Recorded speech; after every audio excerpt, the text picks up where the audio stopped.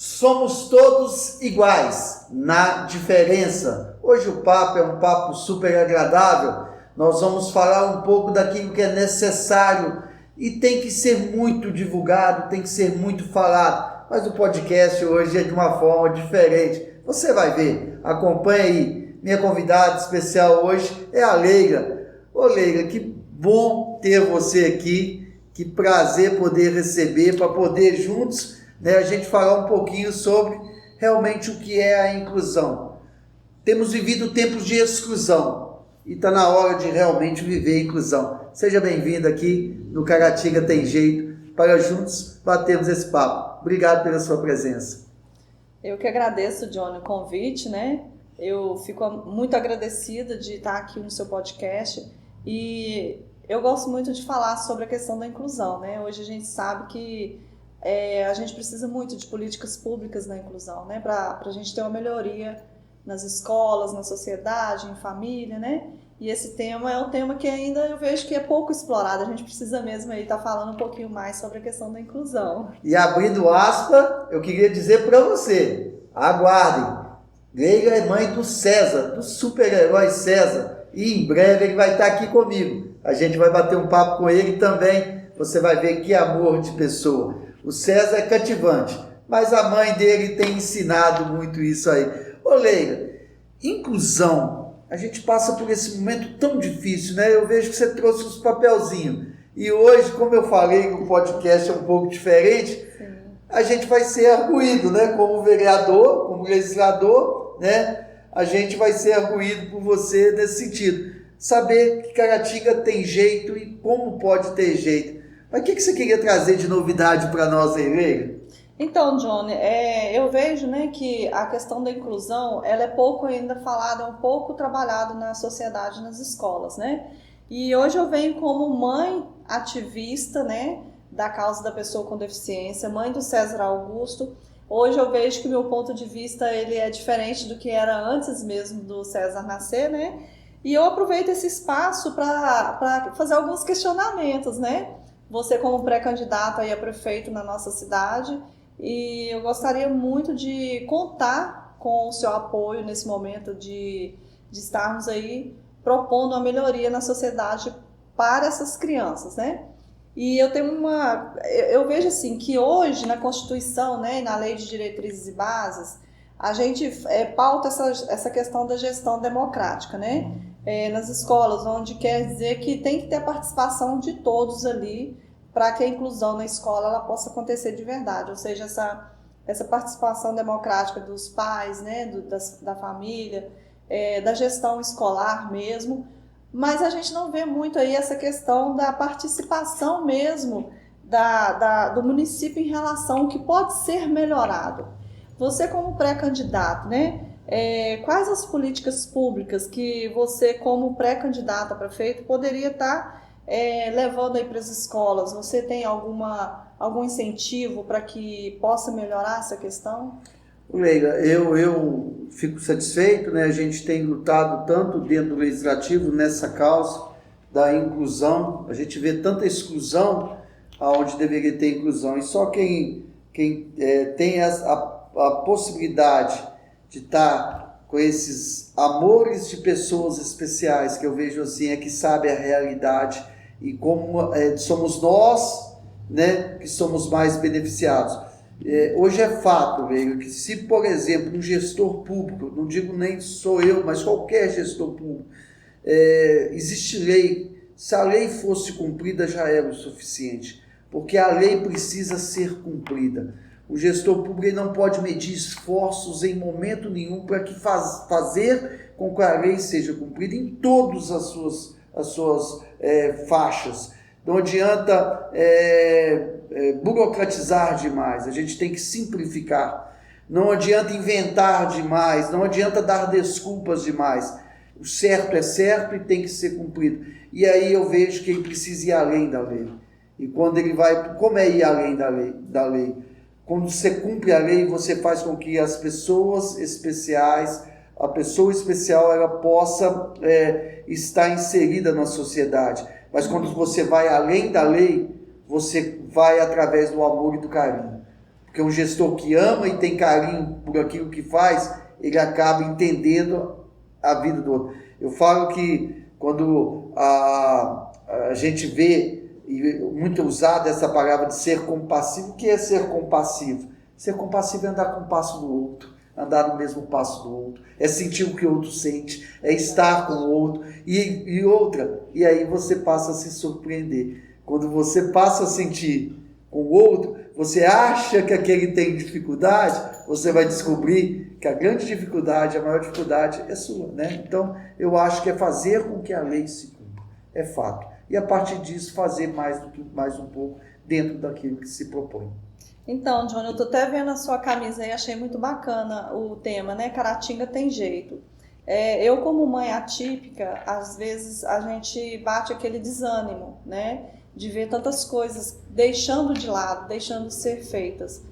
Por exemplo, hoje eu vejo que um dos obstáculos é em relação à questão de contratação dos profissionais de apoio, né? Para estar aí acolhendo as nossas crianças, profissionais capacitados, né? E assim, o que você poderia, como um pré-candidato, né, a prefeito, o que você poderia fazer, que tipo de planejamento você faria para que mudasse, para que a gente tivesse realmente esse pensamento, Caratinga tem jeito? O que você ofereceria? Eu parto do princípio, Leila, como eu contrataria para dentro da minha casa. Como eu contrataria para dentro da minha loja, da minha empresa? Eu faria o quê? Uma bela de uma entrevista, eu viria o currículo, eu estaria olhando quem é a pessoa e acompanharia se ela estaria dando rendimento. Não adianta hoje tampar buracos para falar que tem. Nossas crianças, ela não precisa de cuidadores. Nossa criança precisa de professores de apoio. Nossa criança precisa de quem possa ensinar a elas realmente o que é didático, aquilo que a escola oferece. A gente tem que... Eu vejo isso com muita tranquilidade, porque eu luto com isso desde 2017, 18, 19, desde o mandato passado a gente tem lutado para que essa realidade aconteça. Eu não posso pegar de qualquer jeito, inventar uma lei para a cidade, contratar pessoas com todo respeito, que tenha somente um ensino médio, não tenha preparação nenhuma para cuidar da criança especial naquele momento. Eu preciso diferenciar isso. Eu preciso que a pessoa tenha conhecimento. E olha, não é fácil, mas não é impossível. Porque são várias especialidades que precisam ser vistas de cada criança. Então tem que ser olhado com um olhar único. Eu falo sempre desse olhar único, é o olhar que Deus olha para cada um de nós. Eu preciso olhar para aquela criança como ela é única e fazer o projeto para aquela criança. Olhar para essa aqui como ela é única, fazer o projeto para aquela criança, individualizar. A partir do momento que eu individualizo cada criança na sua especialidade, na sua forma especial, o que ela traz de especial, eu começo a ver que eu vou dar um retorno. E aquela criança em si, ela vai dar o rendimento que a sociedade deseja, que a família deseja, e traz para nós um conforto de estar cumprindo não só aquilo que a lei pede, mas humanamente aquilo que nos é chamado a estar junto da criança, a estar junto das pessoas especiais, de uma forma de acolhimento. Então, recentemente, Johnny, eu fiz, né, um levantamento aí, fiz uma pesquisa e houve um número muito alto de crianças que deixaram de ir para as escolas, né, por falta aí de monitores, por falta de pessoas capacitadas para estarem ali ao lado daquelas crianças, né, cada caso é um caso diferente, mas que precisa ser olhado aí com cuidado, né, e a gente vê que muitas famílias tiraram seus filhos da escola porque ela não viu o resultado positivo em relação à melhoria ali com seu filho, né? E no caso, em relação a essa contratação, no seu mandato, por exemplo, você faria algum concurso público? Seria possível abrir vagas para concurso público para que haja, né, essa contratação de profissionais? Por que o político em si ele tem medo de concurso público? Eu acho que é um fato fácil de explicar. Muitos políticos fazem dos cargos de contratação apoios de campanha. Muitos políticos fazem daquele momento em que ele está fazendo uma pré-campanha, uma campanha, promessas que precisam ser cumpridas depois, e quem paga é a sociedade. Eu acho que o profissional ele tem que ser valorizado ao extremo. Eu acho que como você dá condição à sociedade? Eu ia te fazer, inclusive, essa pergunta, né? Como que seria a valorização desse profissional no seu entendimento, né? E, no caso, na sua gestão civil? Eu vejo sempre, Leila, essa grande necessidade da gente... a Bíblia vai dizer que o trabalhador é digno do seu salário. Eu acho que o trabalhador precisa se cobrar do resultado e ser valorizado. E como é que se valoriza? Muitas das pessoas perguntam assim, mas talvez não está em lei, aumento do salário, essas coisas, mas existem muito mais formas que você pode valorizar um profissional com um bom ambiente de trabalho, muitas das vezes com um descanso necessário, muitas das vezes ali com a alimentação necessária, com o próprio material para que possa trabalhar dentro da informática, computadores, coisa que hoje o próprio profissional está pagando do bolso. Exatamente. O transporte. Então tem coisas que você consegue reduzir os custos do profissional automaticamente, sem aumentar o honorário dele, ele acaba tendo aumento. E ele acaba notando que teria um aumento. E da mesma forma também buscar dentro da lei aquilo que você pode aumentar. Caratinga recebeu recentemente 33 milhões de reais para fazer uma municipalização que eu fui totalmente contra.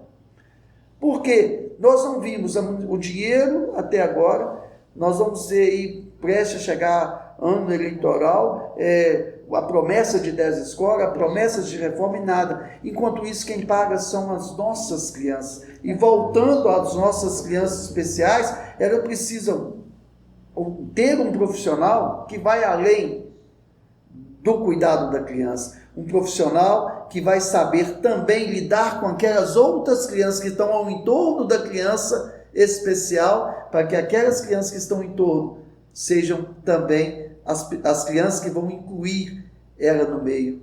Porque a exclusão era parte da falta de orientação do próprio profissional para as próprias crianças que estão dentro da sala. Então é necessário que o próprio profissional, com as crianças que estão dentro da sala, possam fazer essa inclusão. E não há nada mais bonito do que uma inclusão. Eu via um vídeo, e eu me apaixonei, de um jovem, né, de uma criança, tentando pular um obstáculo, e ele tentou a primeira vez, não conseguiu, ele tentou a segunda, não conseguiu, começou a chorar. As outras crianças veio juntar em torno dele, foram abraçando, foram dizendo que ele conseguia, que ele podia, que tal, e aquela criança tomou um impulso e conseguiu.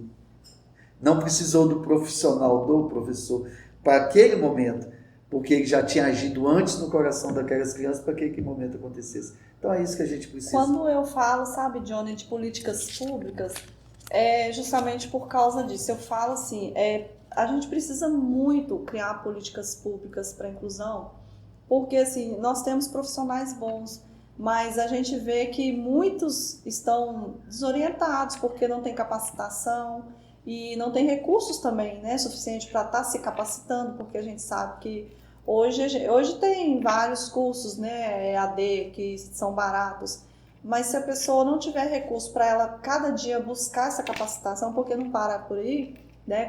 Eu falo que quando o César nasceu, eu era a Leila que fez só o curso de Direito. Depois que ele veio, né, eu comecei a estudar, me tornei bacharel em Direito, busquei recursos para me capacitar mais e conhecer melhor a história dele, né? Porque hoje vocês perguntam, as pessoas perguntam o que é a genesia. Pouco se sabe sobre a genesia, eu também não sabia nada, eu busquei informações, mas para isso eu precisei dedicar somente a isso. Então, assim, hoje eu não posso trabalhar, eu não tenho condições, né, de estar trabalhando fora e ao mesmo tempo buscando esse recurso. E a gente sabe que um profissional de apoio, muitas vezes ele está 8 horas dentro de uma escola e com pouca capacitação, né? E muitas das vezes sobrecarregado. Sobrecarregado. Né? Com 2, 3, até 4 crianças. Exatamente. Errada, de uma maneira totalmente errada. Né? E eu quando você fala isso, Leila, me vem à mente, porque eu vejo hoje, Leila, que um bom gestor, ele tem que primeiro entender que ele não é detentor de todo conhecimento. Exatamente. Por isso existem pessoas que precisam estar no lugar certo, na hora certa. Por isso o cargo não pode ser de favor.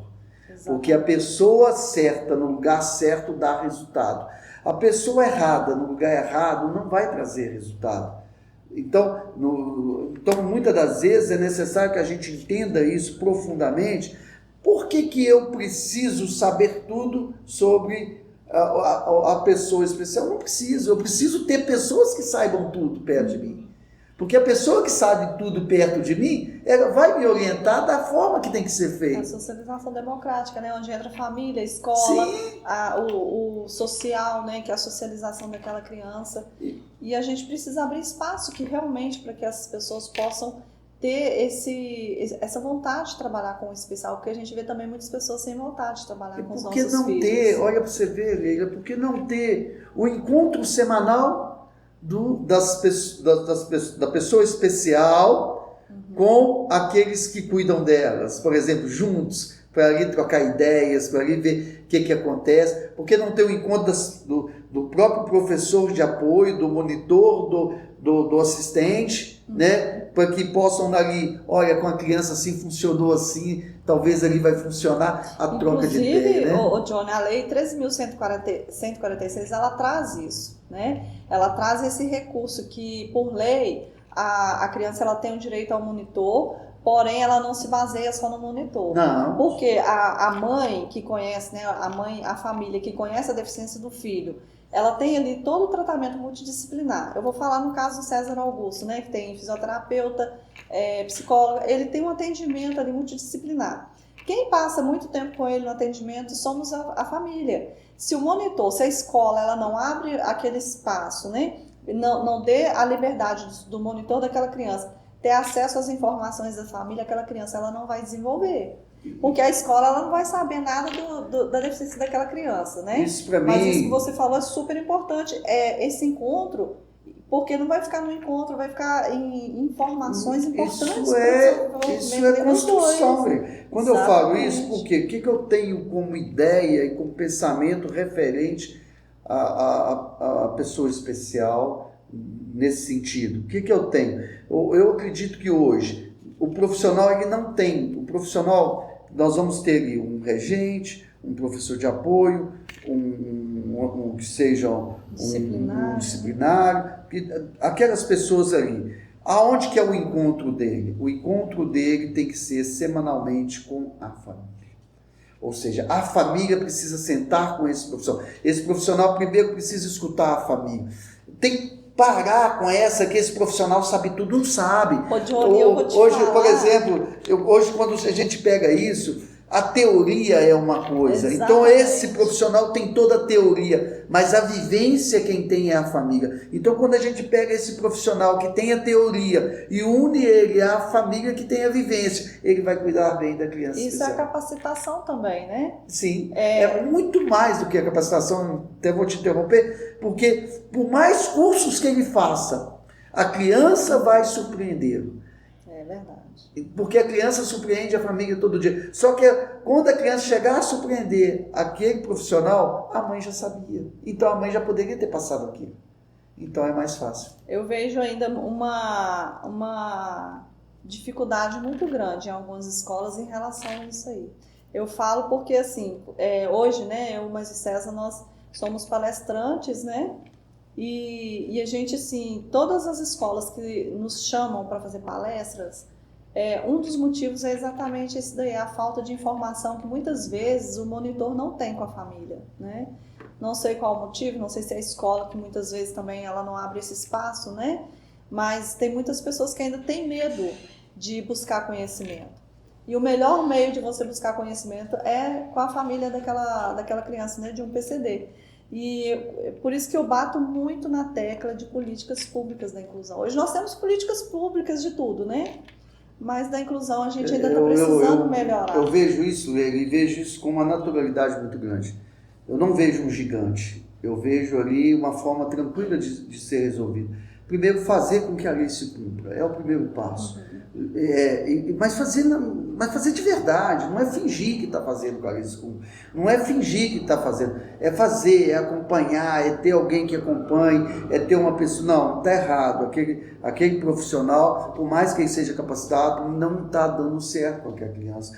Tudo bem, vai dar certo com uma outra criança, a gente pode estar mudando as coisas, então tem que pensar dessa forma para que as coisas aconteçam. E o segundo passo, nós temos que aprender que nós estamos trabalhando com vida, com seres humanos, que merece carinho, merece respeito, merece ser reconhecido dentro da sociedade, porque são eles, porque é muito fácil botar num vídeo e falar, olha que exemplo, olha aí, entendeu? É muito fácil falar assim, olha que exemplo, isso aí é um exemplo de superação, isso aí é um exemplo, mas na hora de dar a ele realmente o direito dele, é negado. Então a gente luta muito isso, né, como autor do Colar de Girassol, como autor hoje da semana do DDH. Tem o Colar de Girassol aí. Então nós fizemos, você aí que está nos acompanhando, volta aí atrás de alguns vídeos, nós falamos com o Gustavo Veloso, que é o embaixador do Colar de Girassol. Volta atrás, você vai conhecer o que é o Colar de Girassol aí. Mas hoje, Leila, eu vejo essa grande necessidade de fazer com que essas crianças, que aos olhos da sociedade, na fala, exemplos, que elas sejam realmente exemplos. Eu falo isso porque é muito fácil falar assim, os heróis, por exemplo, o herói da pandemia, os médicos, os enfermeiros, são heróis da pandemia. Nós estávamos uma briga feia recentemente com o piso da enfermagem, eu falava isso. Não adianta falar dos heróis da pandemia, dos heróis lá. Quando chega a hora de valorizar, deixa para trás. Então, quando eu falo isso, a gente tem que ter a consciência de que tudo é possível, desde que esteja em interesse. Eu falo sempre que, não vou cansar de dizer nunca isso, não é por falta de dinheiro, é por falta de uma boa gestão que nós não estamos tendo aquilo que é necessário. Então, eu vejo, Johnny, hoje que a inclusão, por exemplo, eu termino com essa frase, que a inclusão, ela só vai existir porque ela nasce de dentro para fora, né? Se eu tenho um olhar mais humano, se eu deixo de buscar algo que não é tão importante, mas solucionar o problema daquele que está precisando no momento, né? E eu falo que se não nascer de dentro para fora, não vai existir nenhuma esperança de dias melhores, né? Então fica aqui o meu agradecimento de ter esse bate-papo, né, tão bacana. E eu gosto muito, para falar a verdade, Johnny, eu gosto muito de falar sobre a inclusão, mas eu falo para você que não é fácil para mim, que sou mãe, ser vista também na sociedade como uma pessoa tão assim, tão bacana, porque muitos, infelizmente, né, eu não vou citar aqui nomes, mas muitos olham para nós mães atípicas como mãe briguentas, como mãe que é barraqueira, né? Mas é igual você falou, não é algo tão difícil se a gestão fosse uma gestão bacana, que trouxesse realmente aí solução para esse determinado problema, que seria a questão da falta ainda de inclusão. Porque a inclusão não é colocar o meu filho na escola, a escola acolher porque é lei, não. A inclusão ela tem que existir com profissionais capacitados, com profissionais que realmente eles tenham esse carinho e um olhar humano, né? E buscar recursos onde tem recursos, para ele estar melhorando a vida daquela pessoa. Então, muitas vezes, para nós mães atípicas, é muito mais difícil a nossa rotina, né? É muito mais difícil. Eu já ouvi de muitas pessoas que teve uma fala recentemente, né, de uma pessoa que é do meu convívio, que falou comigo, Leila, eu não gosto de inclusão, eu não concordo com a inclusão nas escolas. Aí eu falei para ela assim, a pessoa que não gosta é porque ela é cômoda, ela é uma pessoa acomodada, para ela quer aquilo que é fácil. É muito fácil você ter 20 alunos numa sala de aula e difícil ter um aluno que é PCD, né? Uma pessoa com deficiência. Por quê? Porque ela sabe que aquele PCD vai fazer ela buscar conhecimento, vai fazer ela buscar recursos, ela vai ter que se virar ali para dar conta daquela criança. E eu falo porque isso é lei, imagina se não fosse lei. Leila, eu agradeço muito, né? Eu aprendi muito, assim, eu já amava antes da política a pessoa especial, porque eu tenho um convívio com algumas delas, né, que me ensinaram a vivenciar, né, o meu dia, as coisas, a gente já tinha esse convívio, mas eu aprendi muito.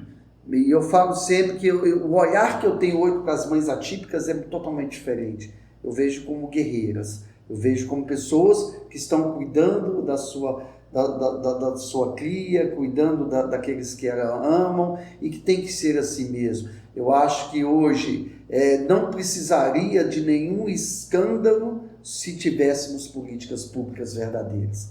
Não precisaria. Mas enquanto não temos política pública, é necessário.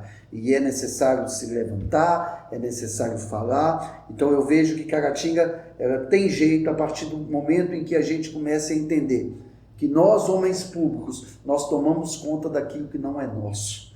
Nós tomamos conta daquilo que não é nosso. E nós precisamos prestar conta do dono daquilo que é a sociedade. Então, a partir desse momento, a gente entende. Porque o desvio do dinheiro público não está só no desvio mesmo conhecido. Está na falta de de empregar bem numa obra, de empregar bem o dinheiro onde ele precisa ser empregado.